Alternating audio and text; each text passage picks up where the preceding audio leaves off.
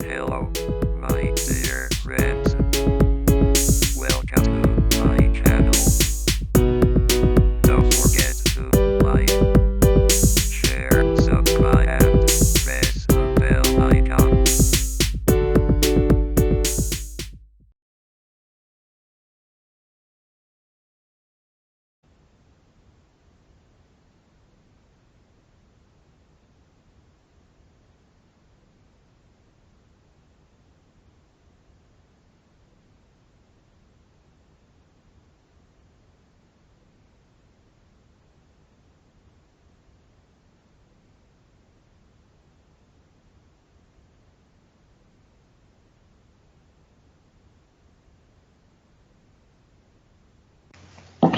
Okay, good morning all.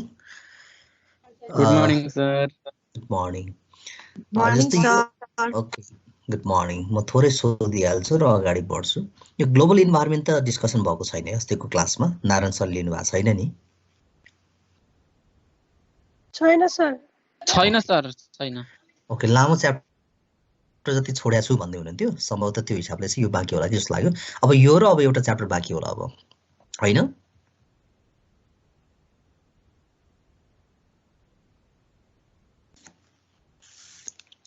साथी यो नै सेकेन्ड लास्ट होला हाम्रो डिस्कसनको च्याप्टरहरू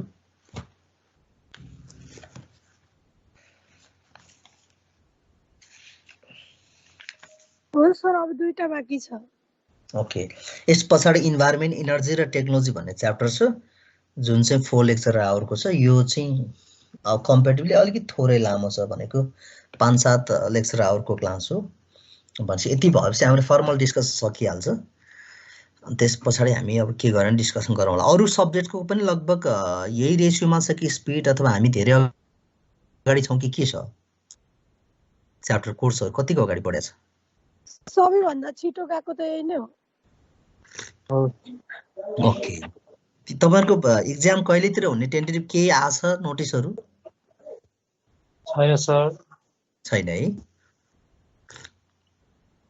ओके त्यसो भने ठिकै छ पहिला कोर्स सिद्ध्यौं त्यस पछाडि हामी केस स्टडी एक दुईवटा केस स्टडीको एक्जाम्पलहरू डिस्कसन गरौँला यही सब्जेक्टसँग रिलेटेड अनि अरू असाइनमेन्टका कुराहरू त्यस पछाडि नै गरौँला त्यस पछाडि टाइमहरू युटिलाइज गरौँला हामी त्यो गरौँ अब सम्भव भयो भने हुन त 40-50 जना मात्र प्रेजेन्ट भइरहेछ अहिले मोस्टली पोसिबल भयो भने ग्रुप प्रेजेन्टेसनहरू पनि गरौँला एक दुईवटा पहिला त हामीसँग 80-85 सम्म पनि आएको थियो अहिले पार्टिसिपेन्ट्सहरू धेरै कम भएको छ ओके ल बिस्तारै अगाडि बढौँ अब डिस्कसनलाई चाहिँ पहिला कोर्स सक्यो भने आनन्द हुन्छ यहाँलाई पनि सेल्फ प्रिपरेसन गर्नको लागि तयारी गर्नको लागि सजिलो हुन्छ अर्को कुरा हाम्रो कोर्स सके पछाडिको अरू फर्दर एक्टिभिटीहरू हामी गरिहाल्छौँ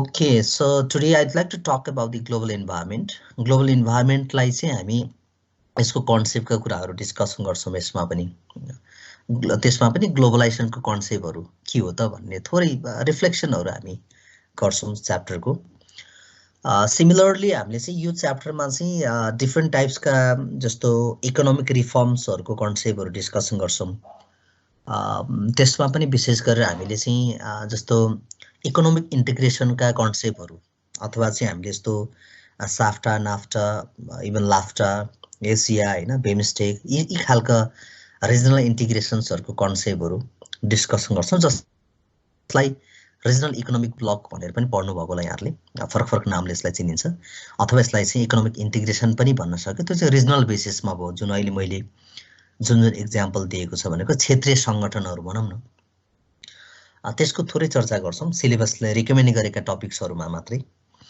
एन्ड देन आफ्टर हामीले चाहिँ ग्लोबल इकोनोमिक ब्लक अथवा चाहिँ ग्लोबल इकोनोमिक इन्टिग्रेसनको इक्जाम्पलको रूपमा चाहिँ डब्लुटिओको नै केही फिचर्सहरू हाइलाइट गर्छौँ यद्यपि जुन कुरामा हामी सबै फेमिलियर छौँ तर फर्मल डिस्कसनको हिसाबले एज अ फ्याकल्टी मेम्बरको हिसाबले मेरो रेस्पोन्सिबिलिटी पनि पुरा गर्नुपर्छ त्यो हिसाबले मैले त्यसलाई पनि मोरलेस डिस्कसन गर्नेछौँ डब्लुटिओका फिचर्सहरू इभन सार्कका कन्सेप्टहरू यहाँहरूलाई फेमिलियर छ तै पनि त्यसमा चाहिँ हामीलाई सिलेबसले रिकमेन्ड गरेका कुरा चाहिँ हामीले सर्टकटमा भयो भने डिस्कसन गर्छौँ त्यो भयो त्यस पछाडि चाहिँ हामीले नर्मल्ली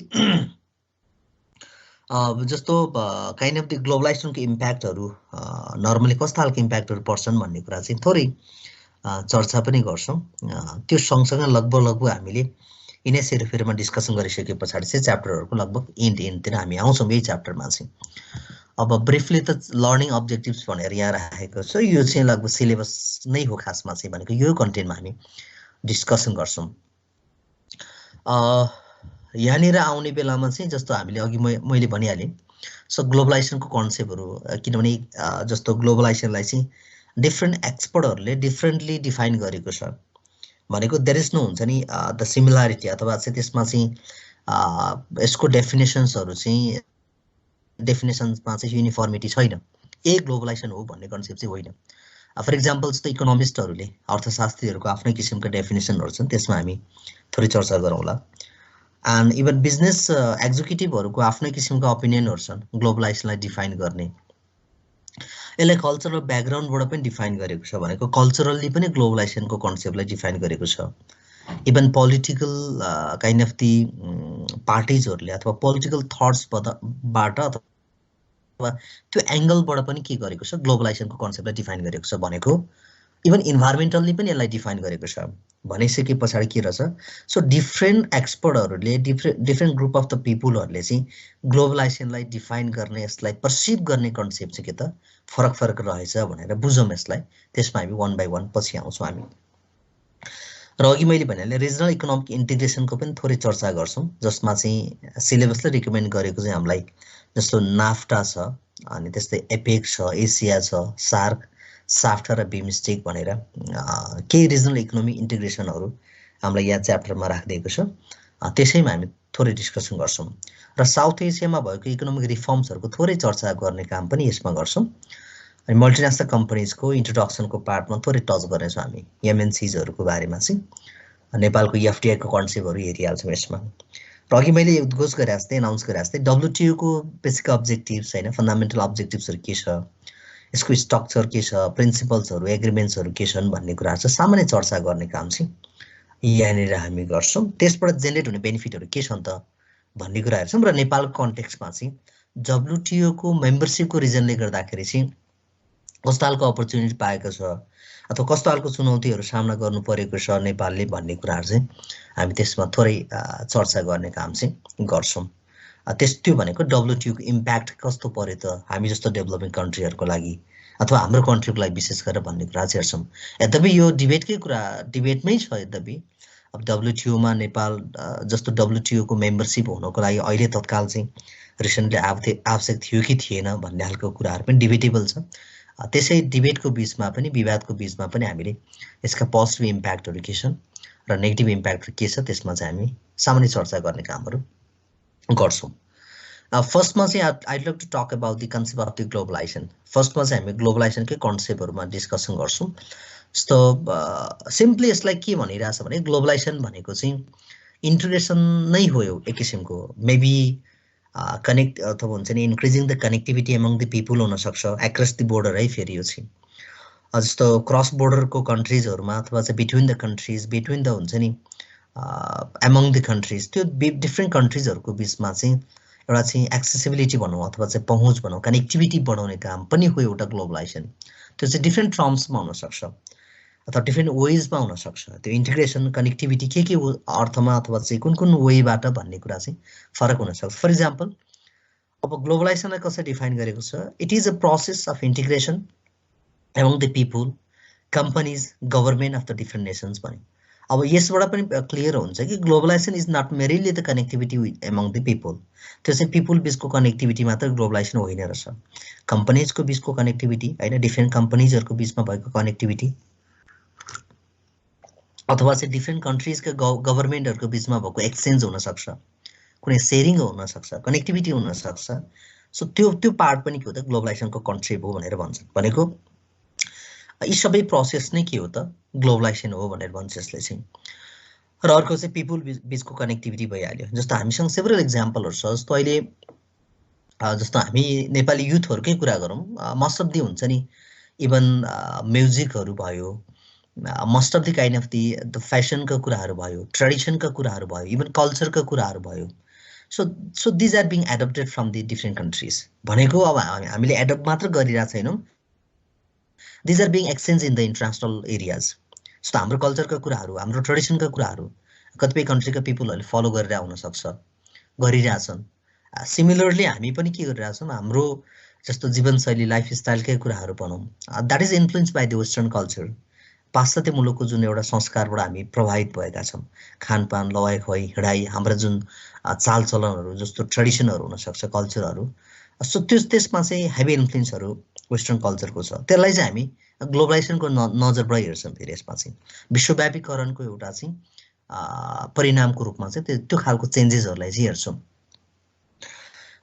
तिनै कुराहरू छ। जस्तो अर्को फर्दर हेरौँ यसको कन्सेप्टमा चाहिँ, जस्तो it is driven by international trade and investment भनेको छ। भनेको यस अफकोर्स अब since we are talking about the globalisation, अब ग्लोबलाइजेसनको मेन कनेक्टिभिटी अथवा चाहिँ हामीले जोड्न खोजेको इस्यु चाहिँ अथवा एस्पेक्ट भनेको पक्ष भनेको चाहिँ ट्रेडसँग इन्भेस्टमेन्टसँग नै जोड्न खोजेको। यद्यपि हामीसँग कल्चरल एक्सचेन्ज हुन्छन्, इभन पोलिटिकल आइडियोलोजीको एक्सचेन्जहरू हुनसक्छ, डिफ्रेन्ट कन्ट्रिजको होइन पोलिटिकल पार्टिजहरूको बिचमा डिफ्रेन्ट फ्याक्टर्स र प्रोडक्सनहरूको एक्सचेन्ज हुनसक्छ होइन। त्यही बिचमा चाहिँ यहाँनिर फोकस कहाँनिर दिन खोजेको छ, ग्लोबलाइजेसनलाई चाहिँ केले ड्राइभन गरेको छ।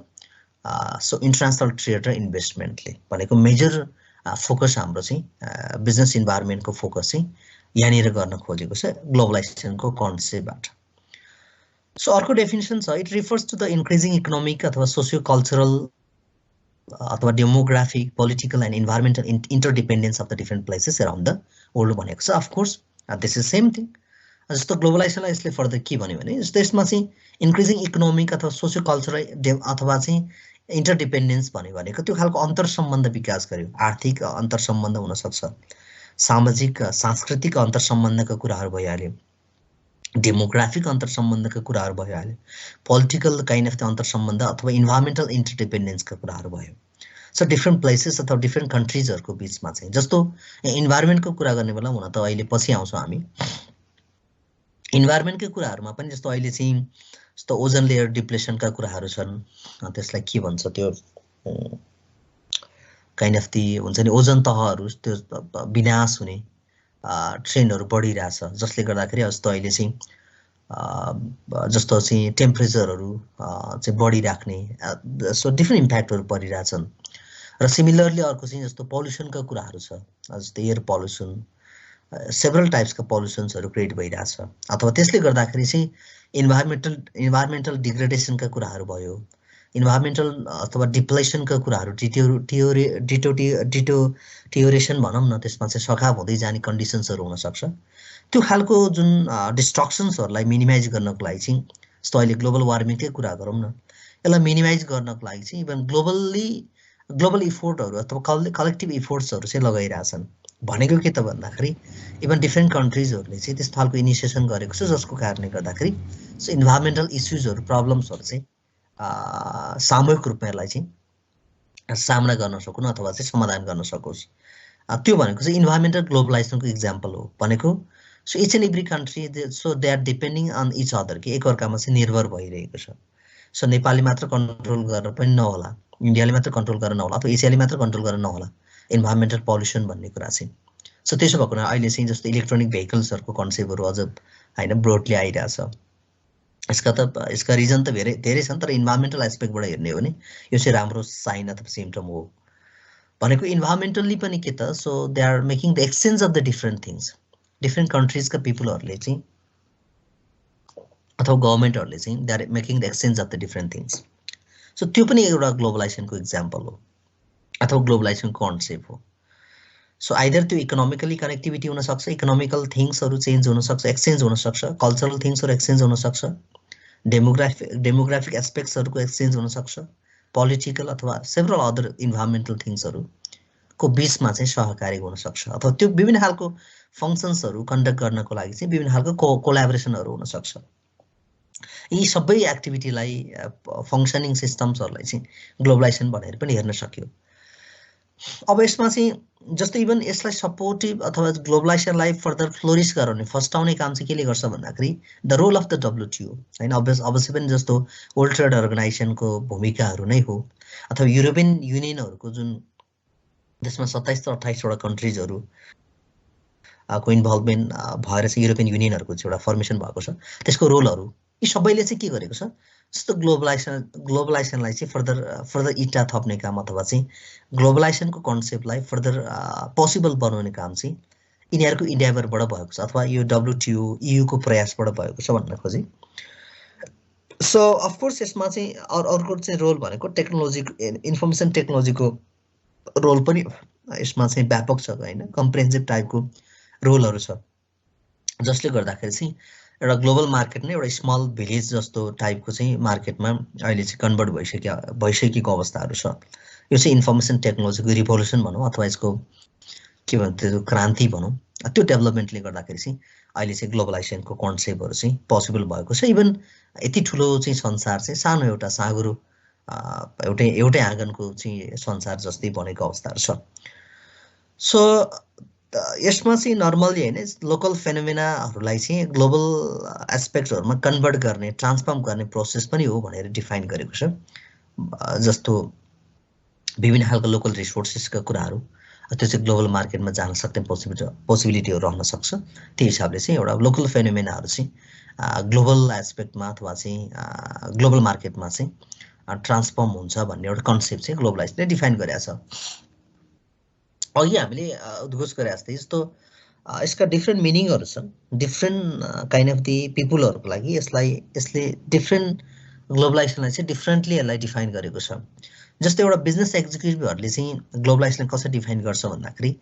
ग्लोबलाइजेसन इज अ स्ट्र्याटेजी भन्छ to cross the national boundaries through the globalise के त प्रोडक्सन भन्छ एन्ड मार्केटिङ नेटवर्क भन्छ see how they have defined the concept of globalisation भनेपछि बिजनेस एक्जिक्युटिभहरुले चाहिँ कसरी यसलाई मनन गर्यो भने यो त एउटा स्ट्र्याटेजी हो यो त एउटा चाहिँ के हो त काइन्ड अफ दि एउटा चाहिँ रणनीति हो जसमा चाहिँ के हुन सक्छ एउटा चाहिँ सो हुन्छ नि एउटा नेशनल बाउन्ड्री क्रस गरेर चाहिँ जस्तो हुन्छ नि प्रोडक्सनहरुको ग्लोबलाइजेसन गर्ने कुरा हुन सक्छ मार्केटिङहरुको नेटवर्कहरु बढाउने काम हुन सक्छ अब त्यो इम्पोर्ट गराउने एक्सपोर्ट गराउने हैन डाइरेक्ट इन्भेस्टमेन्ट गराउने विभिन्न खालको कोल्याबोरेसन गर्ने कामहरु नै के हो त ग्लोबलाइजेसन हो भन्छ भनेको यसले चाहिँ बिजनेस एक्जिक्युटिभहरुले चाहिँ यसलाई स्ट्र्याटेजिक रणनीतिको रूपमा चाहिँ लिएको छ सो इकोनोमिस्टहरुको नजरमा चाहिँ अथवा अर्थशास्त्रीहरुले चाहिँ कसरी ल्याएर छ त्यसलाई पनि हेरौं अब ग्लोबलाइजेसन भनेको चाहिँ एउटा इकोनोमिक इन्टरडिपेन्डेन्स हो है भन्छ अब दुई अथवा विभिन्न जस्तो कन्ट्रीहरुको बीचमा दुई वा दुई भन्दा बढी कन्ट्रीजको बीचमा त्यो खालको के हो त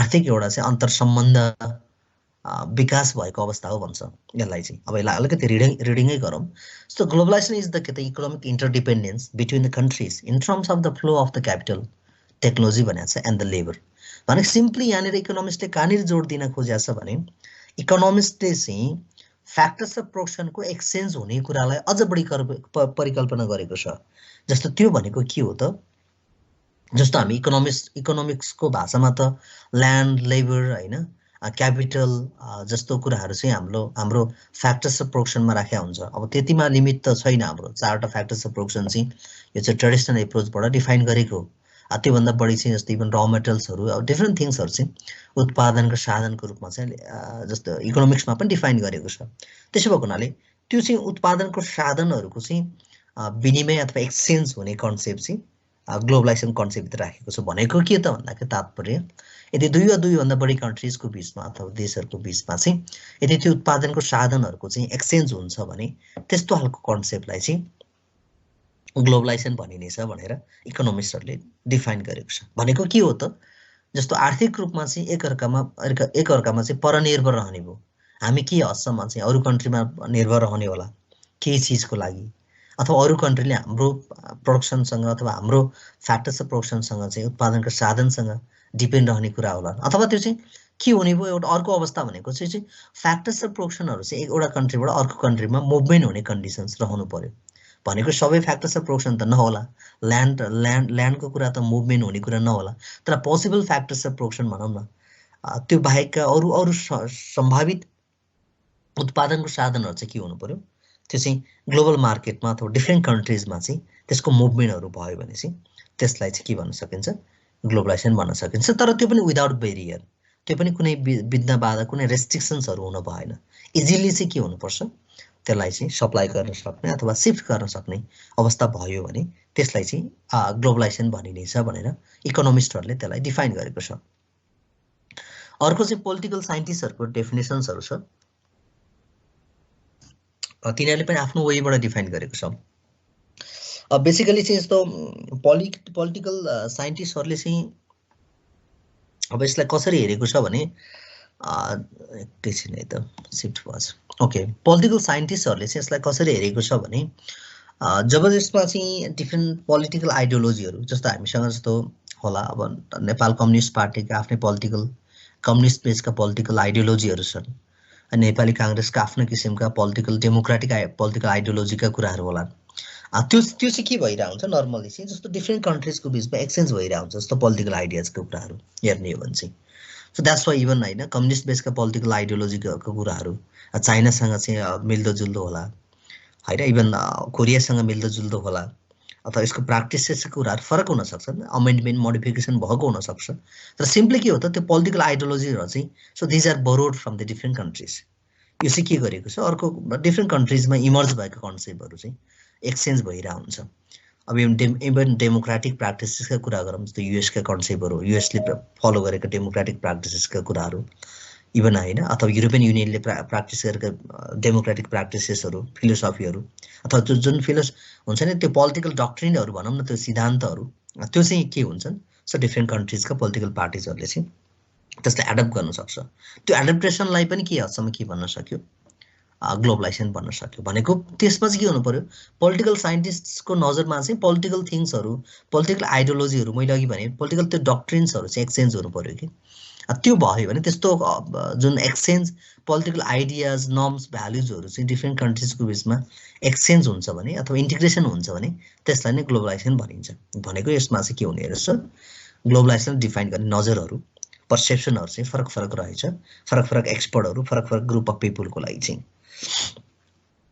अब त्यही कुराहरू छ। अब मुभिङ अहेड यसमा चाहिँ अगाडि बढ्दै जाने बेलामा चाहिँ यसको फर्म्स अफ ग्लोबलाइजेसन भनेको छ। ग्लोबलाइजेसनको फर्म्स अथवा टाइप्स भनेर चाहिँ एउटा चाहिँ इकोनोमिक ग्लोबलाइजेसन छ, अनि अर्को चाहिँ पोलिटिकल ग्लोबलाइजेसन छ, अर्को चाहिँ फोर्थमा चाहिँ जस्तो कल्चरल ग्लोबलाइजेसन प्लसमा चाहिँ इन्भाइरोमेन्टल ग्लोबलाइजेसन छ। इकोनोमिक ग्लोबलाइजेसनलाई चाहिँ अब यसमा ग्लोबलाइजेसन अफ द मार्केट भनेर थोरै राखिएको छ र ग्लोबलाइजेसन अफ द प्रोडक्सन भनेर थोरै राखेको छ। यसमा चाहिँ यसकै इकोनोमिक ग्लोबलाइजेसनको कन्सेप्टमै यसलाई हामी थोरै चर्चा गरौँला।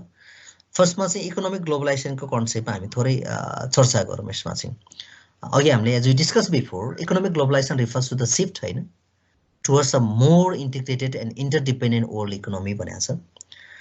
सिमिलरली यसमा चाहिँ नेसनल इकोनोमीलाई चाहिँ नेसनल इकोनोमीको एक्टिभिटी हुनसक्छ, त्यो इकोनोमिक स्ट्रक्चर हुनसक्छ कन्ट्रीमा। अब त्यो इकोनोमिक स्ट्रक्चर प्याटर्नहरूले पनि इभन ग्लोबल इकोनोमी अथवा चाहिँ ग्लोबल कन्ट्रिजको इकोनोमीलाई चाहिँ असर पार्छ भन्ने कुरा हो। अब त्यसमा चाहिँ इकोनोमिक एक्टिभिटीभित्र इकोनोमिक ग्लोबलाइजेसन कन्सेप्टभित्र सेभरल थिङ्सहरू चाहिँ एक्सचेन्ज हुने फ्लो हुने पोसिबिलिटिजहरू रहन्छ। भनेको एउटा इक्जाम्पलको रूपमा हेर्ने हो भने चाहिँ जस्तो क्यापिटल रिच कन्ट्रीहरूको केसमा चाहिँ उनीहरूले के गर्छन् सामान्यतया जुन क्यापिटल पुवर कन्ट्रीहरू हुन्छ त्यस्तो कन्ट्रीहरूमा चाहिँ लगानीहरू इन्भेस्टमेन्टहरू गरिरहेको हुन्छन् अनि क्यापिटल रिच कन्ट्रीहरूले। जस्तो भनौँ न हाम्रो बुझ्ने भाषामा विकसित मुलुकहरूले कम विकसित मुलुकहरूमा अथवा गरिबी राष्ट्रहरूमा चाहिँ लगानी गरिराखेको अवस्थाहरू हुन्छन्। त्यो चाहिँ इक्जाम्पल भयो। अब यसमा चाहिँ जब जुन कन्ट्रिजहरू टेक्नोलोजीको बेसिसमा चाहिँ एकदम स्ट्रङ कन्ट्रीहरू छ इभन त्यस्तो मुलुकहरूले पनि के गरिरहेको हुन्छ त्यो टेक्नोलोजीका नलेजहरू टेक्नोलोजीसँग रिलेटेड कुराहरू चाहिँ एकअर्कामा एक्सचेन्ज गर्ने अथवा सेल आउट गर्ने कामहरू गर्छन् त्यसमा चाहिँ। सो त्यस्तै गरेर चाहिँ इभन कन्ट्रीहरू चाहिँ अथवा गरिब नै छन् भने पनि पुवर अथवा अन्डर डेभलप हामी जसरी यसलाई भनिरहेको हुन्छौँ त्यो अवस्थामा छन् भने पनि अफकोर्स दे डु हुन्छ नि सेल आउट द र मेटल्स है। त्यसमा चाहिँ इभन नेचुरल रिसोर्सेसहरू प्राकृतिक स्रोत साधनहरू चाहिँ डेभलप कन्ट्रिजहरूलाई चाहिँ बेचबिखन गर्ने कामहरू गर्छन्। त्यसरी पनि के भइरहेको हुन्छ डिफ्रेन्ट रिसोर्सेसहरू मटेरियल्सहरू चाहिँ एक्सचेन्ज भइरहेको हुन्छन्। भनेको कन्ट्रीको कन्डिसन्सको एकर्डिङली के गर्न सक्ने रहेछ विभिन्न जस्तो इकोनोमिक काइन्ड अफ दि एक्टिभिटीहरू चाहिँ कन्डक्ट गर्न सक्ने रहेछ। त्यो कुराहरू चाहिँ हामी हेरौँ। अघि हामीले भनिहाल्यौँ जस्तो यसमा चाहिँ के हो त इकोनोमिक रिसोर्सेसहरू चाहिँ नर्मली ट्रान्सफर गर्ने काम चाहिँ गरिन्छ र आर्थिक रूपमा चाहिँ के हो त इन्टरडिपेन्डेन्स रहने भयो एकअर्कामा चाहिँ अन्तर्सम्बन्धित अथवा चाहिँ जस्तो एउटा सप्लिमेन्टरी टाइपको के त रिलेसनसिप चाहिँ रहन्छ डिफ्रेन्ट कन्ट्रिजहरूको बिचमा त्यो पनि के त इकोनोमिक इन्हान्समेन्टको लागि जस्तो फर्दर के त economic kind of the development अथवा ग्रोथको लागि चाहिँ यस्तो खालको कोलाबोरेसनहरू चाहिँ गर्ने कामहरू इकोनोमिक ग्लोबलाइजेसनमा गरिन्छ अब यसमा त्यसको लागि पनि एउटा चाहिँ आधार त चाहियो जस्तो त्यतिकै इकोनोमिक ग्लोबलाइजेसन हुने भन्ने कुरा अथवा इकोनोमिकल्ली चाहिँ ग्लोबल मार्केटसँग डिफ्रेन्ट कन्ट्रिजसँग चाहिँ कनेक्टिभिटी बढाउने भन्ने कुरा त्यतिकै त भएन पोसिबल भएन तर यसको लागि चाहिँ के आधारहरू चाहिन्छ फन्डामेन्टल एउटा चाहिँ बेसिसहरू चाहिँ सपोर्टिभ बेसिसहरू चाहिँ चाहिन्छ जसमा चाहिँ इकोनोमिक लिबरलाइजेसन चाहियो आर्थिक उदारीकरणको कन्सेप्टहरू चाहिँ त्यहाँ चाहिँ हुनुपर्छ जसले गर्दाखेरि ग्लोबल एक्सेसहरू अथवा कनेक्टिभिटीहरू बढाउन सकिन्छ जसमा के हो त इकोनोमिक लिबरलाइजेसन भित्र कन्सेप्ट आफैमै के हो त मोर काइन्ड अफ के त सपोर्ट अथवा चाहिँ प्राइभेट सेक्टरको इन्भल्भमेन्टहरू चाहियो त्यहाँ चाहिँ गभर्नमेन्टको चाहिँ रोलहरू हामीले विगतमा पनि डिस्कसन गऱ्यौँ इकोनोमिक लिबरलाइजेसन भित्र चाहिँ के हुन सक्छ अब गभर्नमेन्टको रोल चाहिँ facilitator as a kind of हुन्छ नि अब सुविधा अथवा एउटा चाहिँ इन्भाइरोमेन्ट क्रिएट गर्ने रोलहरू हुन्छ गभर्नमेन्टको रेस्ट्रिक्सन कम हुन सक्छ प्राइभेट सेक्टरको भन्छ इन्भेस्टमेन्टहरूलाई यसले इन्टरटेन गर्छ त्यो कामहरू गर्ने इन्भाइरोमेन्टहरू चाहिँ इकोनोमिक लिबरलाइजेसन गर्छ इभन प्राइभेटाइजेसन कन्सेप्टहरू हामीले पढिहाल्यौँ निजीकरणको कन्सेप्टहरू यी सबैले चाहिँ के गर्छ इकोनोमिक जुन ग्लोबलाइजेसनलाई चाहिँ सपोर्ट गर्छ भनेको हामी कन्ट्री बाहिरको कनेक्टिभिटी बढाउनको लागि पनि यो खालको इन्फ्रास्ट्रक्चर भनौँ न अब भौतिक इन्फ्रास्ट्रक्चर त होइन यो चाहिँ काइन्ड अफ दि एउटा चाहिँ कन्सेप्टको हिसाबले लिबरलाइजेसन प्राइभेटाइजेसन पनि एउटा के हो त इकोनोमिक ग्लोबलाइजेसनको लागि चाहिँ एउटा पूर्वधारै हो भनेर मान्दा पनि फरक परेन अर्को ट्रान्सपोर्टेसनका कुराहरू भयो कम्युनिकेसनको इम्प्रुभमेन्टका कुराहरू यी सबै कुराले चाहिँ इकोनोमिक ग्लोबलाइजेसनलाई चाहिँ सपोर्टिभ अथवा भन्छ नि सपोर्टिभ वेबाट कन्ट्रिब्युसन गर्छ यसले सपोर्ट गर्छ अब अर्को फ्री ट्रेडका कुराहरू छ यसमा होइन जस्तो यसमा चाहिँ characterise by free trade increase foreign direct investment भनेको छ अथवा हुन्छ नि अब यसमा चाहिँ emergency and growth of global enterprises भनेको छ अफकोर्स होइन इकोनोमिक इन्टिग्रेसनकै कुराहरू गर्ने हो भने जस्तो अहिले हामीसँग के बर्निङ अथवा लेटेस्ट इक्जाम्पलहरू छ जस्तो कोरियन कम्पनीजहरू लगायतका विभिन्न कम्पनीजहरू चाहिँ नेपालमै भेहिकल इन्डस्ट्रीहरूमा प्रवेश गरेको अवस्थाहरू छ इभन नेपालकै स्वदेशी कम्पनीजहरूले पनि त्यस्तो खालको म्यानुफ्याक्चरिङ गर्नको लागि अथवा चाहिँ यसको फर्दर काइन्ड अफ हुन्छ नि पार्टहरू अथवा भनौँ त्यसलाई के भन्छ यसलाई चाहिँ भनौँ न यसको चाहिँ रिसेट गर्नको लागि अथवा त्यो भेहिकलहरू निर्माण गर्नको लागि चाहिँ नेपालकै भूमिहरूमा चाहिँ म्यानुफ्याक्चरिङ इन्डस्ट्रीको रूपमा अथवा चाहिँ डिफ्रेन्ट फर्म्स यसको ब्रान्चको रूपमा चाहिँ स्थापना भइरहेको अवस्थाहरू छ इभन सायद बाइकहरू त सायद त्यो पल्सर बाइकहरू नेपालमा उत्पादन हुन थाले जस्तो लाग्छ मलाई र कोरियन कम्पनी लगायतका विभिन्न कम्पनीजहरू नेपालमा प्रवेश भइसकेका छ भेहिकलहरूको उत्पादनको लागि भनेको चाहिँ के हुने भयो यो चाहिँ these are being possible due to the free trade अथवा चाहिँ यसमा ग्लोबल इन्टरप्राइजेसहरू चाहिँ त्यसरी पनि ग्रेजुअली के भइरहेछन् अब इन्क्रिज हुने पोसिबिलिटिजहरू छन् भनेको त्यो चाहिँ इकोनोमिक ग्लोबलाइजेसनको एउटा चाहिँ रिजल्टको रूपमा हामी हेर्न सकिन्छ अब यसलाई फर्दर सपोर्ट गर्ने काम चाहिँ अथवा यसलाई जस्तो यो इकोनोमिक ग्लोबलाइजेसनलाई पनि पोसिबल बनाउने काम चाहिँ केले गरेको छ इभन साफ्टा बिमस्टेक होइन WTO जस्ता अर्गनाइजेसनहरूले चाहिँ बडो इम्पोर्टेन्ट रोलहरू प्ले गरेको हुन्छ किनभने यी सबै संस्थाहरू जस्तो रिजनल होस् अथवा एज वेल एज ग्लोबल अर्गनाइजेसनहरू होस् यसले चाहिँ के गरेर हुन्छ भने जस्तो कन्ट्रिजहरूको बिचमा इकोनोमिक काइन्ड अफ दि जस्तो फ्याक्टर्सहरू भनौँ अथवा चाहिँ इकोनोमिक एक्टिभिटीहरू रन गर्नको लागि चाहिँ एउटा चाहिँ बााउन्ड्रीलेस कन्ट्रीको इमेजिनेसन गरेको हुन्छ नट ओन्ली द इमेजिनेसन यसले चाहिँ विशेष गरी त्यस्तो खालको जस्तो बााउन्ड्रीलेस एक्टिभिटी कन्डक्ट गर्नको लागि चाहिँ यसले माहौलहरू बनाएको हुन्छ भनेको हाम्रो कन्ट्रीमा रहेको चिजहरू वस्तुहरू कुनै टेक्नोलोजीहरू कुनै नलेजहरू कुनै रिसोर्सेसहरू अरू कन्ट्रीमा हामीले इजिली सेल आउट गर्न सक्छौँ र अरू कन्ट्रीमा भएका कम्पनीजहरूले चाहिँ पनि अथवा के गर्न सक्छ हाम्रो कन्ट्रीमा इजिली फर्महरू इस्टाब्लिस गर्ने विभिन्न खालको बिजनेस एक्टिभिटीहरू गर्ने प्रोडक्ट्सहरू सेल आउट गर्ने कामहरू गर्न सक्छ त्यसको लागि वातावरण चाहिँ केले बनाएको छ साफ्टा बिमस्टेक WTO जस्ता रिजनल र as well as global economic अर्गनाइजेसनहरूले चाहिँ एसोसिएसनहरूले चाहिँ निर्माण गरेको छ त्योभित्र ट्रेड बनेको के अरे त्योभित्र चाहिँ डिफ्रेन्ट खालको प्रिन्सिपल बनेको हुन्छ डिफ्रेन्ट खालको नेगोसिएसन्सहरू हुन्छ होइन त्यसले चाहिँ एउटा चाहिँ लगभग बेरियरलेस भनौँ न बोर्डरमा चाहिँ त्यस्तो खालको अब्स्ट्याकलहरू नहुने गरेर ट्रिटिजहरू अथवा एग्रिमेन्टहरू प्रिन्सिपलहरू बनेको हुन्छ त्यसको आधारमा चाहिँ बिजनेसहरू इजिली एक्सपान्सन गर्न सक्छ। अब अर्को यसमा चाहिँ हामीले अघि भने जस्तै जस्तो इकोनोमिक ग्लोबलाइजेसनमा चाहिँ एउटा ग्लोबलाइजेसन अफ द मार्केटको कन्सेप्टमा थोरै चर्चा गर्छौँ, अर्को चाहिँ ग्लोबलाइजेसन अफ द प्रोडक्सनको कन्सेप्टमा थोरै चर्चा गर्छौँ। यो चाहिँ टु डिफ्रेन्ट पार्ट्सहरू भयो। अब यसमा चाहिँ जस्तो ग्लोबलाइजेसन अफ द मार्केटलाई चाहिँ कसरी डिफाइन गरेको छ भने इट रिफर्स टु द के त हुन्छ नि merging of the historically distinct and separate national markets into the one huge global market place भनेको छ। भनेपछि ऐतिहासिक रूपमा जुन एउटा फरक भिन्न खालको जुन मार्केटहरूको रूपमा स्थापना भएको मार्केटहरू छ त्यसलाई चाहिँ के गर्ने मर्ज गर्ने। अब त्यसमा चाहिँ के त सेपरेट नेसनल अथवा नेसनका मार्केट्सहरूलाई चाहिँ एउटा के त ग्लोबल मार्केटमा चाहिँ कन्भर्ट गर्ने प्रोसेस नै के हो त ग्लोबलाइजेसन अफ द मार्केट भन्ने यसमा चाहिँ। सो त्यसको पनि एउटा चाहिँ अब्जेक्टिभ्सहरू छ अथवा रिजन्सहरू छ। अब यसमा जस्तो क्रस बोर्डरमा जस्तो के त भन्दाखेरि विशेष गरेर बेरियर लेस भन्यो भने अघि हामीले भनिहाल्यौँ। So main reason behind the globalisation of the market is के त decreasing the barrier to cross border trade भनेको छ। भनेको क्रस बोर्डर ट्रेडहरूमा चाहिँ क्रमिक रूपमा के गर्ने त्यस्तो खालको जस्तो बोर्डरमा होइन विभिन्न जस्तो रिजनहरूले चाहिँ बेरियर हुनसक्छ व्यवधानहरू सिर्जना गर्ने कामहरू चाहिँ त्यो मिनिमाइज गर्ने कामहरू गर्छन्।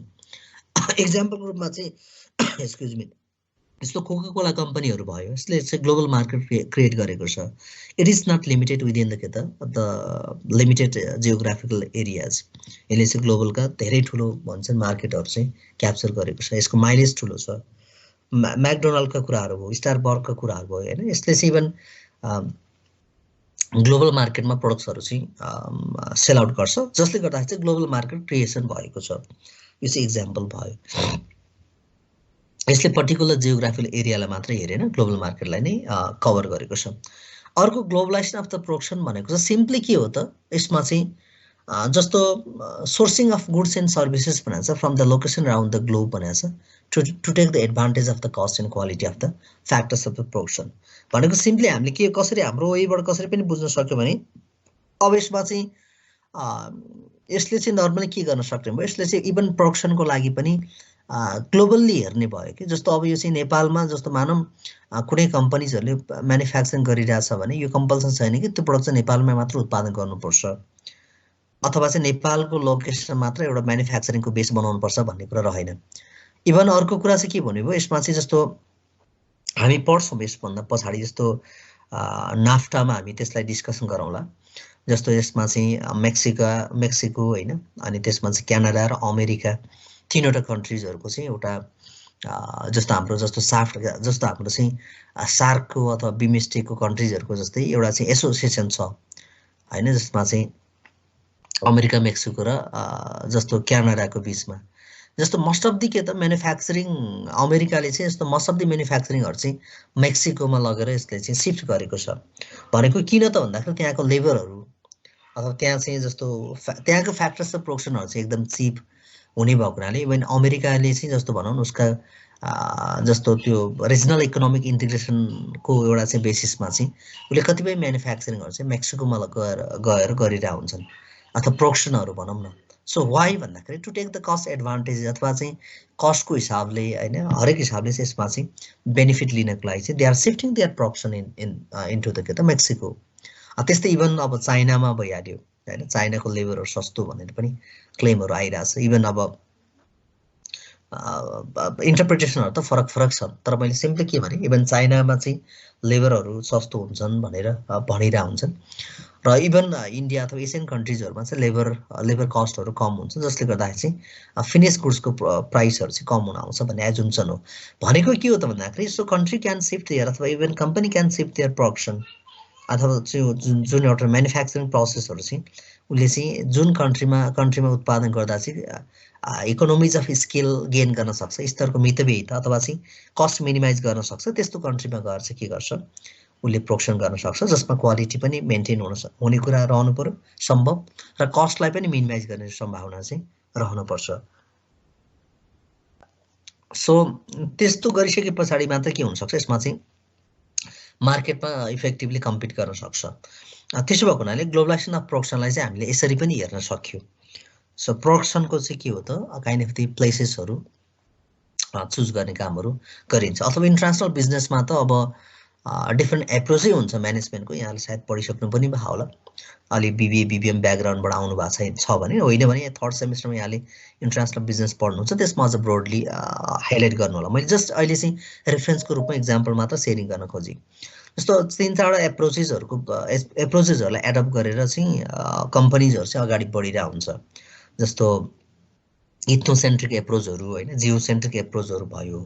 सो यो डिफ्रेन्ट 3-4वटा एप्रोचहरूलाई लिएर इभन एचआरको प्र्याक्टिसहरू गरे हुन्छ, इभन मार्केटिङको प्र्याक्टिसहरू गरे हुन्छ। सो भनौँ न, अथवा चाहिँ इभन सेभरल हुन्छ नि बिजनेसको प्र्याक्टिसेसहरू चाहिँ त्यो 3-4वटा जुन ग्लोबल म्यानेजमेन्टको पर्सपेक्टिभहरूलाई कन्सिडर गरेर चाहिँ अगाडि बढाएको हुन्छ। अब के चिजलाई प्रायोरिटी दिने त भन्ने कुराहरू चाहिँ डिफ्रेन्ट एप्रोचेसहरू त्यहाँ छ।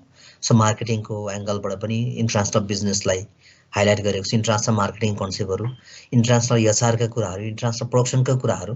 So these are highlighted under the international business. तर हामीले चाहिँ के भन्यो, यति मात्र भन्यो अहिलेको लागि चाहिँ। मैले सर्टकटमा डिस्कसनलाई ऱ्यापअप गरेँ। अब कल्चरल ग्लोबलाइजेसनलाई यो पनि फर्म अफ ग्लोबलाइजेसन हो। कल्चरल ग्लोबलाइजेसन भन्यो जसको उदाहरण मैले अघि पनि सेयरिङ गरिसकेँ। जस्तो हामी कहाँ चाहिँ जस्तो इभन बलिउड अथवा हलिउडका फिल्महरू, मुभीहरू चाहिँ हामीसँग चल्छ मजाले। जस्तो हामीहरूलाई चाहिँ त्यो खालको मुभीहरू चाहिँ हेर्ने आदतहरू परिसकेका छ, बानीहरू परिसकेका छ भनेको that is simply the adaptation of the के त दि प्रडक्ट्स अथवा सर्भिसेस। त्यो भनेको कल्चरल्ली इमर्ज भएका चिजहरूलाई चाहिँ हामीले के गर्छौँ, नर्मली चाहिँ एडप्ट गर्छौँ। जस्तो ह्यारी पोटरको बुक्सहरू चाहिँ अलमोस्ट होइन, जस्तो ग्लोबल मार्केटको कस्टमर्सले चाहिँ रिडर्सहरूले चाहिँ रिड गर्ने बानी परेको छ। त्यो चाहिँ के हो त, example of the cultural exchange. अघि हामीले भनिहाल्यौँ जस्तो वेस्टर्न पप म्युजिकहरू, त्यो पनि इभन हाम्रो जस्तो कन्ट्रिजहरूमा चाहिँ पपुलर हुँदै आएको छ। भनेको यो त के हो त, जस्तो हुनसक्छ हाम्रो कल्चरहरू हामीलाई त्यति धेरै अब वेल नोन नहोला, तर हामीसँग भएका कल्चरहरू होइन, इभन रिलिजियस प्र्याक्टिसेसहरू चाहिँ वेस्टर्न कन्ट्रिजका पिपुलहरूले पनि एडप्ट गरिरहेको अवस्था छ। त्यति मात्र होइन, जस्तो हामीले अघि पनि भनिहाल्यौँ जस्तो युथ होइन, यङ स्टारहरूले त अझ विशेष गरेर फेसनका कुराहरू भयो, इभन जस्तो कन्ज्युम्सन फुड कन्ज्युम्सन ह्याबिट्सका कुराहरू, लाइफस्टाइलहरू पनि के गरेको छ, अब जस्तो फरेन कन्ट्रिजहरूको जस्तै गरेर चाहिँ मोस्ट अफ दि थिङ्सहरू चाहिँ एडप्ट गरेको छ हामीले चाहिँ। भनेको these are the example of the cultural exchange. So यसमा के भन्यो भने अब डिफाइनै गर्नु पर्दाखेरि चाहिँ कल्चरल ग्लोबलाइजेसन भनेको चाहिँ के हो त, इन्टिग्रेसन अफ द वर्ल्ड हो। अथवा चाहिँ जस्तो एउटा चाहिँ कल्चरल भ्यालुज अथवा बिलिभिङ सिस्टम्स नर्म्सको आधारमा चाहिँ यदि त्यहाँ चाहिँ कनेक्टिभिटी अथवा इन्टिग्रेसन हुन्छ भने डिफ्रेन्ट कन्ट्रिजका पिपुल अथवा चाहिँ डिफ्रेन्ट कन्ट्रिजहरू, so that is known as the cultural globalisation. भनेको के हुनु पर्यो, कल्चरल थिङ्सहरू चाहिँ एक्सचेन्ज हुनु पर्यो बिट्विन द कन्ट्रिज अथवा एक्रस दि हुन्छ नि बोर्डर अथवा पिपुलहरूको बिचमा चाहिँ। भनेपछि त्यसलाई हामी के भन्न सक्दो रहेछ, कल्चरल ग्लोबलाइजेसन भनेर डिफाइन गर्न सक्छौँ हामी। सो त्यही कुराहरू भइहाल्यो।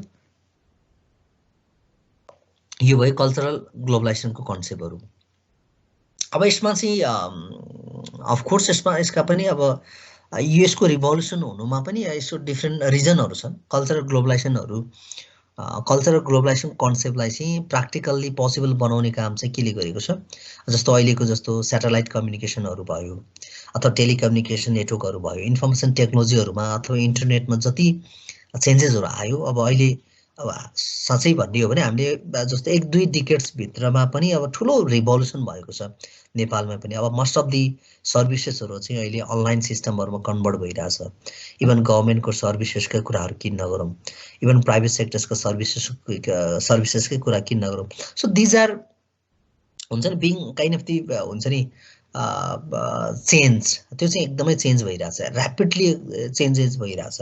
सो द्याट मिन्स अब यो चाहिँ के भन्दाखेरि even to हुन्छ नि मेक द पोसिबल and हुन्छ नि to make the possible of exchanging the cultural things between the countries or between the people अथवा among the people of the so हुन्छ नि global people. So there is the contribution, there is the support of the information technology.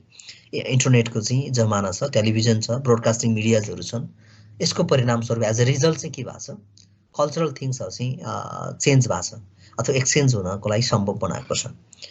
So यसले पनि के हुन सक्छ global flow of ideas knowledge values हैन त्यो चाहिँ के त ब्यालेन्सिङ काइन्ड अफ दि अथवा के भन्छ यसमा चाहिँ नर्मली के त डिफ्रेन्ट नेसन्सहरुको बीचमा individual kind of the the थिङ्सहरु प्र्याक्टिसेसहरु अथवा कम्युनिटीका चीजहरु चाहिँ एक्सचेन्ज हुन्छन् त्यो कुरालाई हामीले जोड दियौं अर्को फेरि पोलिटिकल ग्लोबलाइजेसन भनेको चाहिँ यसलाई चाहिँ अब धेरै चर्चा नगरौं म सर्टकटमा डिस्कसन गर्छु जस्तो it refers to the integration of the two worlds भनेर चाहिँ in terms of the political ideology अघि नै भनिहाल्यो integration of the countries or integration of the people in terms of the political doctrine त्यो political सिद्धान्तको आधारमा चाहिँ integration हो अथवा exchanging the political ideology between the countries so that concept is known as the political globalization so यसमा चाहिँ जस्तो हुन्छ नि एउटा चाहिँ जस्तो ग्लोबल अथवा वर्ल्ड जस्तो विश्वलाई नै एउटै गभर्नमेन्टको अन्डरमा ल्याउने भनेको छ यसको अर्थ चाहिँ पोलिटिकल अथवा भनौं न राष्ट्रको एउटा राष्ट्रिय सार्वभौमिकतालाई नै मिचेर भन्न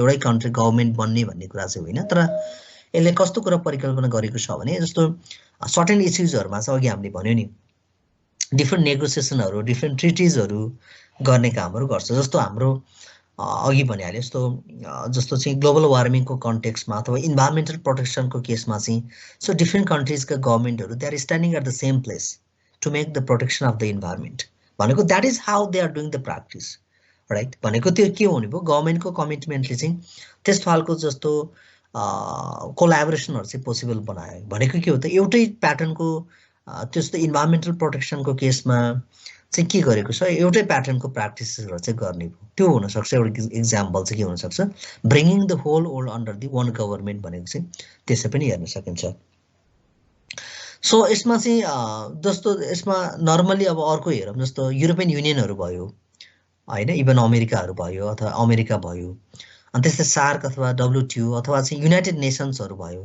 तिनीहरुको मोर कन्सर्न चाहिँ डेमोक्रेसी अथवा ह्युमन राइट्ससँग छ हैन मानव अधिकारको कुरालाई चाहिँ सुरक्षित गर्नुपर्छ भन्ने तिनीहरुको क्लेम बढी छ सो त्यो हैन भनेको यसले गर्दाखेरि अब यस्तो हुन्छ नि अब कन्ट्री भित्र पिपलहरुको लिबर्टीका कुराहरु हैन जस्तो हामी कति इन्जोय गर्न पाउँछौं मिडियाहरुको लिबर्टीका कुराहरु स्वतन्त्रताको कुराहरु कति इन्जोय गर्न पाउँछ भन्ने कुरा सबै कुरा चाहिँ निर्धारण गर्छ त्यस्तो कुरामा चाहिँ उनीहरुले अलिकति चासो दिने काम चाहिँ गर्छ मानव अधिकारको कुरा त यो त एकदमै ठूलो कुरा भइहाल्यो पछि अब democratic kind of the so यसमा चाहिँ डेमोक्रेटिक थट्सहरुले चाहिँ यस्तो कुरालाई चाहिँ के गर्दछ बढी चाहिँ फ्लोरिश गराउँदछ फस्टाउने काम सपोर्ट गर्ने कामहरु गर्दछ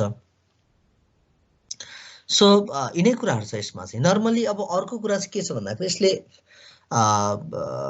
नर्मली चाहिँ जस्तो डिफ्रेन्ट इश्युजहरु आउन सक्छ अघि हामीले भन्यौ ग्लोबल वार्मिङका इश्युजहरु आउन सक्छ अब त्यो रिजनल टेरोरिजमका कुराहरु हुन सक्छ क्षेत्रीय रूपमा अथवा चाहिँ ग्लोबल टेरोरिजमका कुराहरु आउन सक्छन् त्यस्ता कुराहरुलाई मिनिमाइज गर्नको लागि चाहिँ अब यसमा के हुन्छन् एउटै एउटा कोल्याबोरेटिभ के त इफोर्ट्सहरु लगाउने कामहरु चाहिँ डिफ्रेन्ट कन्ट्रीजहरुको नेगोसिएसनहरुबाट गर्ने कामहरु गर्छ यिनै कुराहरु छ अर्को चाहिँ इन्भाइरोन्मेन्टल ग्लोबलाइजेसन छ यसमा चाहिँ यो पनि के हो त इन्भाइरोन्मेन्टल ग्लोबलाइजेसन चाहिँ completely related with the environmental protection भनौं इन्भाइरोन्मेन्टल इश्युजहरुलाई मिनिमाइज गर्नको लागि चाहिँ यो चाहिँ काइन्ड अफ कोल्याबोरेसन हो डिफ्रेन्ट कन्ट्रीजको बीचमा चाहिँ जस्तो यसमा अघि हामीले भनिहाल्यौं जस्तो ओजन लेयर डिप्लेसन भन्यो ओजन तहहरुको जुन विनाश भइराछ अब बायोडाइभर्सिटी अथवा चाहिँ हैन बायोडाइभर्सिटीको लस भइराछ अहिले चाहिँ एसिड रेनहरु भइराछ हैन ग्लोबल पोल्युसनको कुराहरु छन् यो कुरालाई मिनिमाइज गर्नको लागि त पर्टिकुलर अथवा कुनै एउटा स्पेसिफिक कन्ट्रीको हैन इन्भल्भमेन्टले मात्र त पोसिबल छैन जबसम्म ग्लोबल वार्मिङको कुरा गरिरहेछौं ग्लोबल पोल्युसनको कुरा गरिरहेछौं त्यो चीजलाई मिनिमाइज गर्नको लागि चाहिँ इच एन्ड एभ्री कन्ट्रीको इफोर्टहरु चाहिन्छ त्यस्तो कुराहरुमा चाहिँ they are coming together standing at the same place and trying to address the global environmental issues त्यो चाहिँ ग्लोबल इन्भाइरोन्मेन्टल इश्युजहरुलाई चाहिँ मिनिमाइज गर्ने एउटा चाहिँ कोल्याबोरेसन इन्भाइरोन्मेन्टल ग्लोबलाइजेसन भित्र गर्छ त्यही कुरा छ यसमा चाहिँ अब त्यसो भएको हुनाले यसलाई कसरी डिफाइन गर्यो environmental globalisation refers to the integration of the world in terms of the environmental issues भनेको छ इन्भाइरोन्मेन्टल इश्युजको आधारमा चाहिँ के त इन्टिग्रेसन समावेशी कोल्याबोरेसन गर्ने काम चाहिँ गर्छ द्याट्स अल सो फर्दर यसको हेरौं यसमा चाहिँ जस्तो यसले फर्दर के कुरालाई पनि एडभोकेट गर्छ भन्दाखेरि जस्तो नेचुरल रिसोर्सेसहरुलाई युटिलाइज गर्ने बेलामा कन्जम्सन अथवा एक्सप्लोइटेसन जे भनौं त्यसको प्रयोग गर्ने बेलामा चाहिँ एकदम र्याशनल तरिकाले चाहिँ नेचुरल रिसोर्सेसहरुको चाहिँ युटिलाइजेसन गर्नुपर्छ भन्ने कुराहरु यसले एडभोकेट गर्छ जसले गर्दाखेरि चाहिँ दिगो एउटा विकासलाई पनि टेवा पुर्याउने कामहरू गर्छ। त्यो कामहरू हेर्ने भयो यसले चाहिँ। र अर्को चाहिँ ग्लोबल इन्भाइरोमेन्टल लजहरू अथवा पोलिसिजहरू जे बनेको छ ग्लोबल एउटा चाहिँ इन्भाइरोमेन्टल प्रोटेक्सन गर्नको लागि त्यो कुराहरूमा चाहिँ फर्दर यसले डिल गर्ने कामहरू चाहिँ यसले गरिरहेको हुन्छ। तिनै कुराहरू छ। यो भयो हाम्रो जस्तो इन्भाइरोमेन्टल ग्लोबलाइजेसनको पार्टहरू भयो। अब यसको इफेक्टहरू हेरौँ। इफेक्ट्स अफ ग्लोबलाइजेसन भनेर चाहिँ जस्तो यसका पोजिटिभ इफेक्ट पनि छन्, अब नेगेटिभ इफेक्टहरू पनि छन्। अब ड्युल काइन्ड अफ द इम्प्याक्टहरू त डेफिनेटली भइहाल्छ। अब पोजिटिभ इफेक्ट्सहरूमा चाहिँ हामी हेरौँ ग्लोबलाइजेसनको विश्वव्यापीकरणको फाइदाहरू हेर्ने हो भने चाहिँ अफकोर्स हाम्रो जस्तो यसमा चाहिँ जब यसमा चाहिँ डिफ्रेन्ट खालको इकोनोमिक इन्टिग्रेसनहरू हुन्छ, जब मल्टिनेसनल कम्पनीजहरूको चाहिँ होइन इन्ट्री हुन्छ, जब म्यानुफ्याक्चरिङ इन्डस्ट्रीहरू अथवा चाहिँ ग्लोबल ट्रेडहरू एकदमै ऱ्यापिडली डेभलप हुन्छ, त्यस्तो अवस्थामा त डेफिनेटली रोजगारीको अवस्थाहरू सिर्जना हुन्छ। त्यो एउटा पोजिटिभ पार्ट हो। अब त्यसो भएको कुरा ट्रेडका कुराहरू भयो, जस्तो व्यापार व्यवसायहरू जस्तो बढाउने कामहरू गर्छ। जस्तो हाम्रो कन्ट्रीको लागि त अझ यो धेरै मोस्ट इम्पोर्टेन्ट कुरा हो। भलै हामीले जस्तो ग्लोबलाइजेसनबाट चाहिँ जुन अहिलेको विश्वव्यापीकरणको जुन एउटा जुन माहौल बनेको छ त्यो माहौलमा हामी नेपाल एज अ कन्ट्रीको रूपमा चाहिँ कुन लेभलको बेनिफिट लिएको छ छैन एउटा पाटो भयो। So that is one part of the analysis. But as a होलमा चाहिँ हामी के भन्न सक्छौँ, but our country is also getting this type of the opportunity to take the opportunity from the global market, right. हामीसँग चाहिँ restriction छैन, हामीसँग बरु प्रोडक्सन म्यानुफ्याक्चरिङ क्यापेसिटी छैन होला। इभन प्राइभेट इन्भेस्टर्सहरू चाहिँ अथवा प्राइभेट सेक्टरको इन्भेस्टमेन्टहरू त्यति वेलकम गर्न सकेका छैन होला, त्यति इन्करेज गर्न सकेका छैन होला। फरेन डाइरेक्ट इन्भेस्टमेन्ट त्यो लेभलमा हामीले चाहिँ इन्क्रिज गर्न सकेका छैन होला। यसका रिजनहरू धेरै छन्, एउटै सिङ्गल फ्याक्टर त छैन। Political instability, different kind of त्यो हुन्छ नि झन्झटिलो हामीसँग लहरू हुनसक्छ होइन, त्यो खालको बेरियरहरू क्रिएट गर्ने जुन सिस्टम्सहरू छन्, अब्स्ट्याकल क्रिएट गर्ने, कति ठाउँमा एप्रुभल लिनुपर्ने हुन्छ होइन एउटै कम्पनीको लागि रजिस्ट्रेसनको लागि, सेभरल कुराहरू छन् अब्स्ट्याकलको कुराहरू।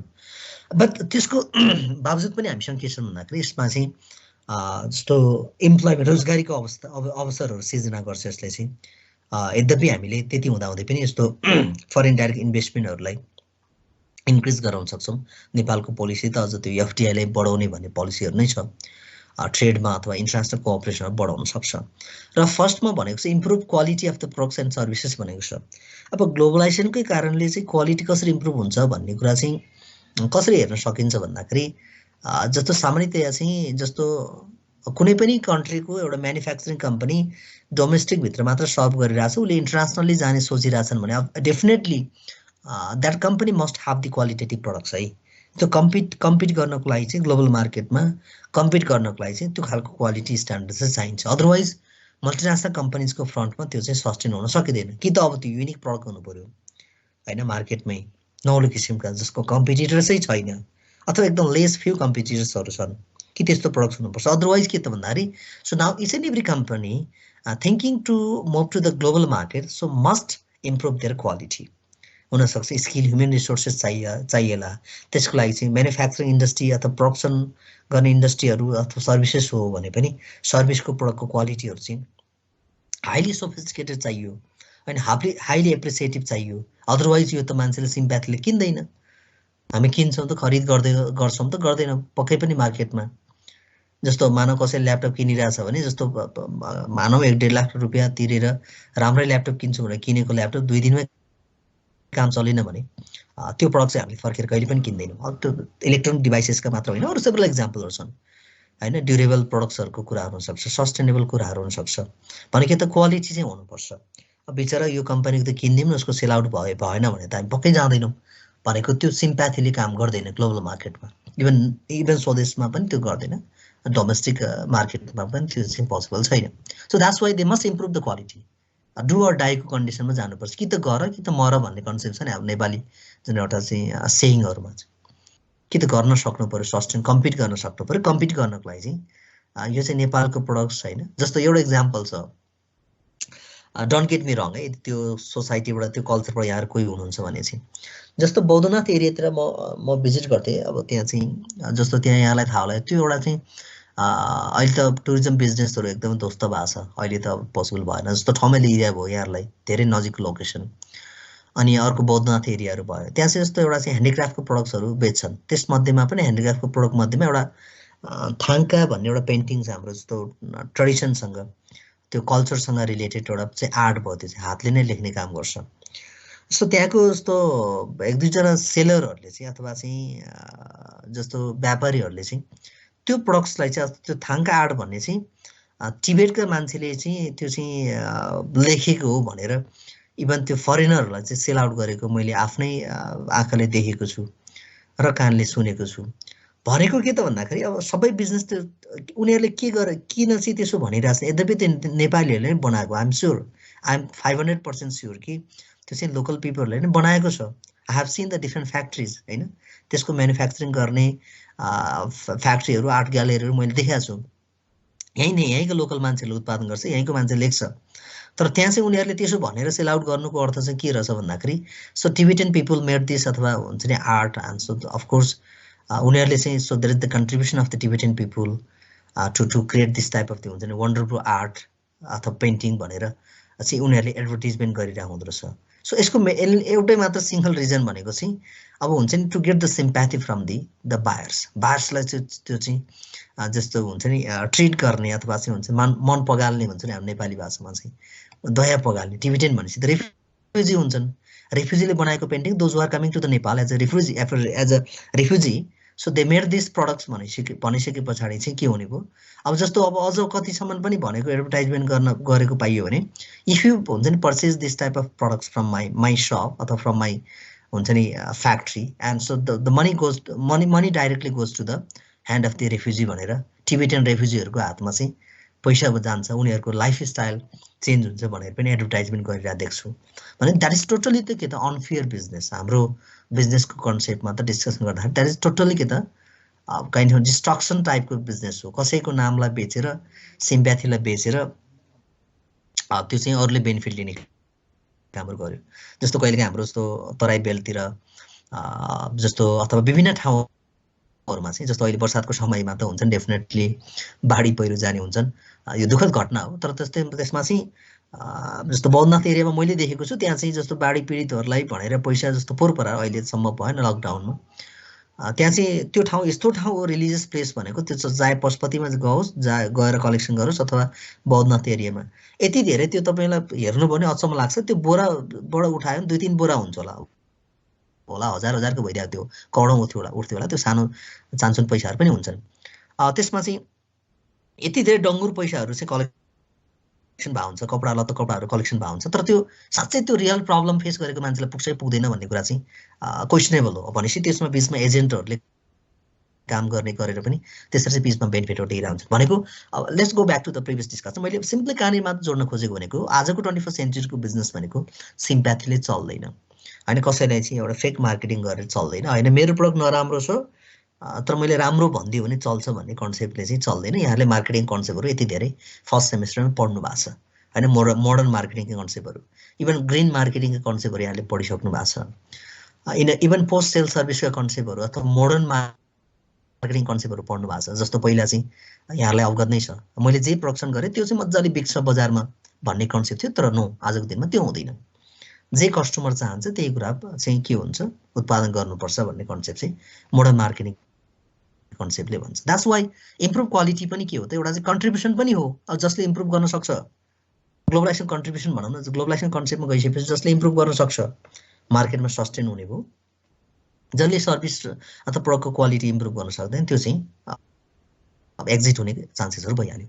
इम्प्लोइमेन्टको कुरामा त अब धेरै कन्ट्रिब्युसन छ। कुनै पनि इन्डस्ट्रीको उत्पादन के अरे इन्डस्ट्रीको इस्टाब्लिस हुनु भनेको अथवा ट्रेडिङ हुन्छ इम्पोर्ट एक्सपोर्टहरू बढ्नु भनेको डेफिनेटली यसमा चाहिँ सो इम्प्लोइजहरू बढ्नु नै हो, रोजगारी सिर्जना हुने नै हो। फरेन डाइरेक्ट इन्भेस्टमेन्ट भनेको चाहिँ यसको फ्लो पनि बढ्ने भइहाल्यो, किनभने त्यसको लागि मेकानिजम बनेको हुन्छ। सो कन्ट्रिजहरूले आफ्नो पोलिसी बनेको हुन्छ होला। यसमा चाहिँ कति कन्ट्रीले चाहिँ कति भोल्युममा एफडिआई भित्रायो भन्ने कुरा एउटा छुट्टै एनालाइसिसको पार्ट हो। तर सिम्पली के हो त, एफडिआईको लागि चाहिँ एउटा माहौल चाहिँ बन्छ, इन्भाइरोमेन्टहरू बन्छ, लगानीको सुनिश्चितता गर्ने वातावरण चाहिँ ग्लोबलाइजेसन कन्सेप्टभित्र डिफ्रेन्ट कन्ट्रिजहरूले गरेको हुन्छ।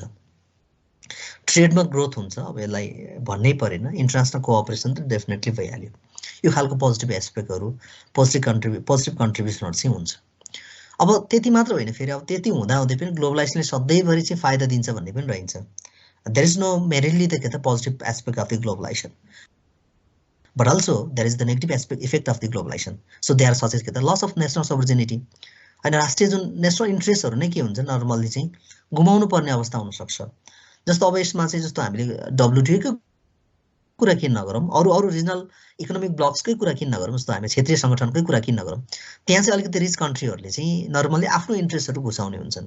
हामी जस्तो पुअर कन्ट्रीजहरु अन्डर डेभलप कन्ट्रीजहरुले चाहिँ नर्मली आफ्नो इन्ट्रेस्टहरुलाई चाहिँ स्ट्रङली राख्न सक्दैन, त्यो चाहिँ त्यसले स्थान नपाउन पनि सक्छ। भनेको यसमा चाहिँ अब पुअर कन्ट्रीहरुले चाहिँ जस्तो आफ्नो राष्ट्रको हितमा विपरीत हुने अब नेगोसिएसन्सहरुमा पनि अहिले चाहिँ कतिपय नेगोसिएसनहरु गर्नुपर्ने अवस्थाहरु छ। जस्तो अब हुन त अहिले एमसीसी को पनि चर्चा परिचर्चा चलिरहेछ। यसको भित्रको कम्पोनेन्ट्सहरु त मैले रिड गर्न पाएको छैन, तर अहिले चाहिँ सरफेसमा देखिएको बहसको एकर्डिङली पनि एमसीसी चाहिँ नेपालको राष्ट्रको हित विपरीत छ भन्ने कुराहरु छन्। भनेको त्यस्तै खालको के हुन सक्छ, अब त्यो एक्ज्याक्टली हैन, without reading the kind of the fact त्यसलाई नहेरिकन त हामीले भन्न मिलेन हाइपोथेटिकली। तर हामीले चाहिँ यदि साँच्चै त्यसो हो भने पनि के हुन सक्छ, त्यो राष्ट्रिय जुन सार्वभौमिकता, जुन राष्ट्रको जुन एउटा चाहिँ डिग्निटी छ, मर्यादा छ, अथवा त्यसको के भन्छ नि जुन पोजिसन छ, त्यसलाई चाहिँ खलबल हुने खालको के हुन सक्छ, प्र्याक्टिसेसहरु चाहिँ हुन सक्ने चान्सेस हुन्छ त्यसमा। भनेको इन द सेम वे ग्लोबलाइजेसनले चाहिँ के हुने हो, यसमा चाहिँ नेसनल इन्ट्रेस्टहरु अथवा नेसनल काइन्ड अफ द आफ्नो इन्ट्रेस्टहरुलाई पनि यसले चाहिँ कन्सिडर नगर्ने अब कतिपय अवस्थामा चाहिँ ठुलो राष्ट्रहरुले अप्लाई गरेको एप्रोचहरु अथवा इन्ट्रोड्युस गरेको एप्रोचहरुको एकर्डिङली जानुपर्ने हुन सक्छ। अर्को कम्पिटिसन छ। कम्पिटिसन आफैमा एउटा एंगलबाट चाहिँ सेकेन्ड पोइन्टमा हेर्नु होला, कम्पिटिसन आफैमा चाहिँ एउटा पोइन्टबाट पोजिटिभ पनि हो, एउटा पोइन्टबाट नेगेटिभ पनि हो। जस्तो अब यहाँ चाहिँ इभन प्रोडक्टको क्वालिटीहरु, सर्भिसको क्वालिटीहरु इम्प्रुभ गर्नको लागि चाहिँ कम्पिटिसन हाई हुनुपर्छ, त्यसले क्वालिटी इम्प्रुभ हुन्छ भन्ने एउटा एजम्पसन पनि छ। तर अर्को साइडमा चाहिँ के छ भने, जस्तो हाम्रो जस्तो डोमेस्टिक कन्ट्री, हाम्रो जस्तो पोअर कन्ट्रीहरुमा त इन्डस्ट्रीहरुले पनि त्यति ठुलो चाहिँ स्ट्रेन्थहरु होल्ड गरेको हुँदैन, त्यति धेरै क्यापिटल हुँदैन, त्यति धेरै स्किल मेन पावर हुँदैन। हामीसँग कति हैन जस्तो इन्डस्ट्रीहरु चाहिँ अहिले चाहिँ एक्जिट भएको छ, कोल्याप्स नै भएको छ भने कम्पिट गर्न सकेन। गोरख रबर हैन, गोरखकाली रबर उद्योग के भन्छ, त्यो टायर इन्डस्ट्री यति राम्रो टायर बन्थ्यो नेपालमा। अनि त्यो एउटा मुस्ताङ एउटा चाहिँ के छ भेहिकलहरु के हो, त्यो हाम्रो doctor Baburam Bhattarai prime minister हुने बेलामा चढेको भेहिकलकै कुरा हो। सायद त्यसको चाहिँ एसेम्बली गर्ने, त्यसको एसेम्बल गर्ने जुन छ नि त्यो प्रोसेसै अहिले सायद इन भएको छ, इफ आइ एम नट रङ हैन, यदि मैले पाएको सूचना गलत छैन भने। त्यो एसेम्बल गर्ने भनौँ, त्यो प्रोसेस चाहिँ के भएको छ, सायद अहिले त्यो मुस्ताङ गाडीको उत्पादन सायद अथवा के छ रोकिएको छ। यद्यपि अरु धेरै इमर्ज भइरहेछन् अब एसेम्बल गर्ने, म्यानुफ्याक्चरिङ गर्ने भनेर। भनेको अब हामी अर्को के छ, हामीसँग सायद सिगरेट इन्डस्ट्रीहरु होलान्, कतिपय सिमेन्ट इन्डस्ट्रीहरु छ, त्यो चाहिँ कम्पिट गर्न नसकेर डिस्ट्रोय भएकै इक्जाम्पलहरु हामीसँग छन्। भनेको डोमेस्टिक इन्डस्ट्रीको लागि त त्यो लेभल बनेको हुँदैन जसले कम्पिट गर्न सकुन्। त्यो चाहिँ मल्टिनेसनल कम्पनी आउने बित्तिकै चाहिँ के हुने भयो, यसले डिस्ट्रोय गर्ने भयो। हामीले फर्स्ट च्याप्टरमा पनि पढ्यौं, हामीले पोर्टर्सका कन्सेप्टहरु पढाएको थियौं यसमा चाहिँ। त्यो भएको हुनाले चाहिँ अब यो के त, यो एउटा पाटोबाट चाहिँ नेगेटिभ पनि छ ग्लोबलाइजेसनको प्र्याक्टिसेसहरु, यसले हार्मफुल पनि बनाउँछ भनेको छ। अब यसले डोमेस्टिक कम्पनीहरुलाई फ्लोरिस गर्न दिदैन। इन्भाइरोन्मेन्टल डिग्रेडेसन भनेको छ, यो चाहिँ इन्भाइरोन्मेन्टल डिग्रेडेसन चाहिँ कसरी पनि हुन्छ भन्दा नर्मली चाहिँ रिसोर्सेसहरुको म्याक्सिमम एक्सप्लोइटेसन हुन सक्छ। सो अघि हामीले भन्यौ कि क्यापिटल रिच कन्ट्रीहरुले चाहिँ पुअर कन्ट्रीमा लगानी गर्छ, टेक्नोलोजी रिच कन्ट्रीहरुले चाहिँ अब जस्तो हाम्रो जस्तो कन्ट्रीमा लगानी गर्छ त भन्यौं, अथवा जस्तो हामी जस्तो कन्ट्रीहरुले चाहिँ रिसोर्सेसहरु सप्लाई गर्छ, सेल आउट गर्छ भन्यौं। तर रिसोर्सेसहरुको चाहिँ हामीसँग यति धेरै हर्बल प्रोडक्ट्सहरु छन् अथवा रिसोर्सेसहरु छ, तर त्यो चाहिँ के हुन सक्छन्, त्यो एकदमै हुन्छ नोमिनल कस्टमा, लो कस्टमा चाहिँ मान्छेले चाहिँ हेभी एक्सप्लोइटेसन गरिरहेका हुन्छन्। भनेपछि त्यसले चाहिँ के हुने भयो, डिस्ट्रक्सन हुने भयो, इन्भाइरोन्मेन्टल इम्ब्यालेन्स हुने भयो। अनइक्वल पार्टनरशिप भनिहाल्यो अघिकै कुरासँग जोड्दा यो रिलेभेन्ट होला हैन। त्यो खालको पार्टनरशिपहरु चाहिँ यस्तो बिगेस्ट कन्ट्रीहरुले, रिच कन्ट्रीहरुले चाहिँ पुअर कन्ट्रीहरुलाई पेरिरहेको अवस्था, हाम्रो भाषामा भन्नु पर्दाखेरि चाहिँ हामीले बुझ्ने ले पर्सनको भाषामा भन्नु पर्दाखेरि चाहिँ डोमिनेटेड भनौं न, अब बढी पेलान अथवा बढी चाहिँ हामीलाई चाहिँ डिस्क्रिमिनेसन गर्ने, लो जस्तो पुअर कन्ट्रीहरुको इन्ट्रेस्टहरुलाई चाहिँ एडजस्ट नगर्ने कन्डिसनहरु हुन सक्छ। Unequal partnership. अब यसमा चाहिँ threat to social and cultural values भनेको छ। अफ कोर्स अहिले हामीसँग त एउटा रिच कल्चर भनेको चाहिँ के छ भने अब युनिटी इन द डाइभर्सिटी भन्छौँ नि हामीले, अनेकतामा अथवा विविधतामा पनि एकता। हामीसँग फरक कल्चर छ, फरक रिलिजनहरू छन्, हामी यति धेरै फरक समुदायको हुँदाखेरि पनि हामी एउटै फ्यामिलीको हिसाबले चाहिँ काम गरेर हुन्छौँ, बसिरहेको हुन्छौँ। See the collaboration, so that is the beautiful part of our country. मलाई त I feel very proud of it.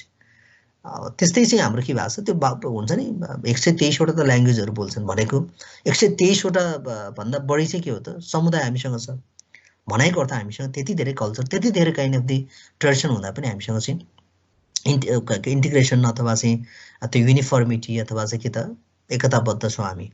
तर जब ग्लोबलाइजेसन कन्सेप्टले चाहिँ अघि हामीले भने जस्तो पप म्युजिकहरू नेपालमा भित्रिनु भनेको, न्यू वेस्टर्न फेसनहरू अथवा चाहिँ पाश्चात्य मुलुकको प्र्याक्टिसेसहरू नेपालमा इन्ट्री हुनु भनेको चाहिँ हाम्रो आफ्नै कल्चरल भ्याल्युजहरू, नर्म्सहरू, प्र्याक्टिसहरू, जस्तो कस्टम्सहरू चाहिँ के त ग्रेजुअली लोप हुँदै जानु हो।